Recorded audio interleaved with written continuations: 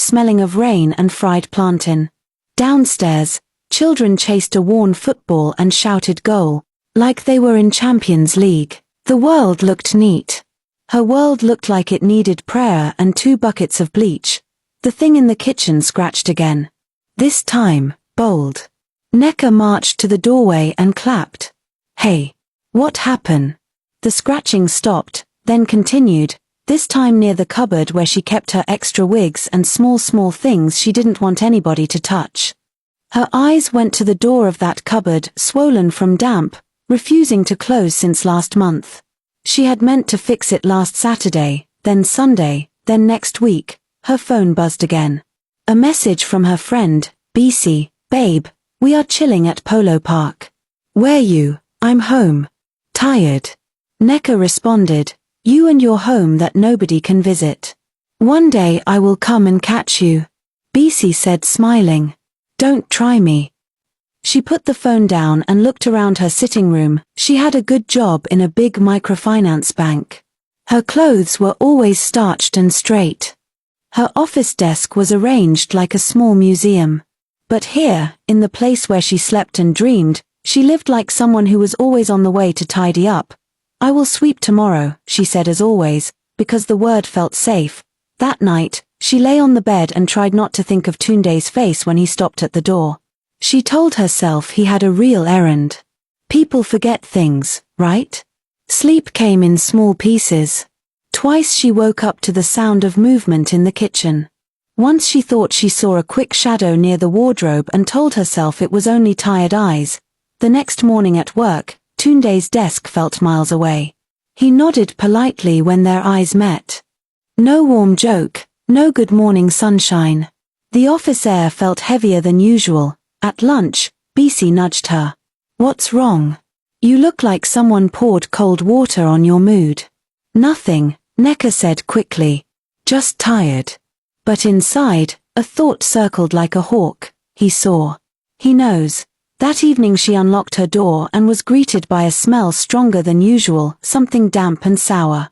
From the wardrobe came the unmistakable sound of tearing paper. Enough was enough.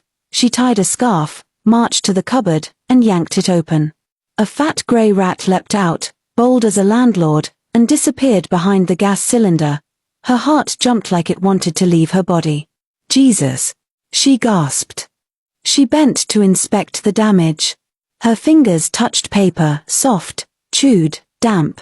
When she pulled it out, her breath caught. It was her international passport, the brand new one for the December office trip to Dubai. She flipped it open. Page 3, her face, calm and fine. Page 4, ragged hole like a wicked smile. Another page, teeth marks. No, no, she cried. Her chest felt tight, like someone pulled rope across it. She reached for her 2 newest wigs. The sleek lace fronts she'd bought with half her last salary were shredded at the back like careless grass. Her chest tightened until breathing hurt. The rat had not just visited. It had dined. She pulled out the second wig. A wide patch at the back looked like a barber's mistake. The rat had eaten lace. The hairline was now a coastline after flood. She sat on the floor, legs straight like a child, passport open on her lap, wig like a dead bird beside her. Outside, the city buzzed with nightlife, but inside, only silence and the faint squeak of tiny feet answered. Her phone buzzed. A message from HR, reminder, passport submission closes Friday for Dubai travel. No delays, please. She held the chewed passport to her chest and screamed into the night. The next morning began with a sharp knock on her door, this time from reality itself. Necker barely slept. She sat at the edge of her bed with the ruined passport spread on the table like a crime scene.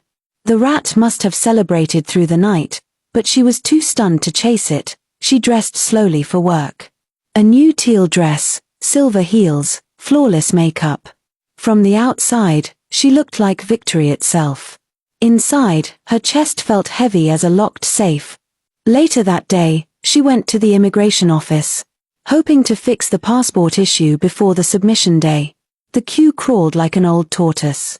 When her turn came, the officer in a brown uniform flipped through the chewed passport and frowned. Madam, This one don't finish.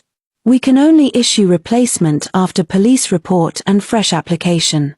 I have an office trip to Dubai next week, Necker pleaded. It's urgent. Can you speed it up? The officer shook his head, slow and final. Earliest, 6 weeks. Nothing else we can do.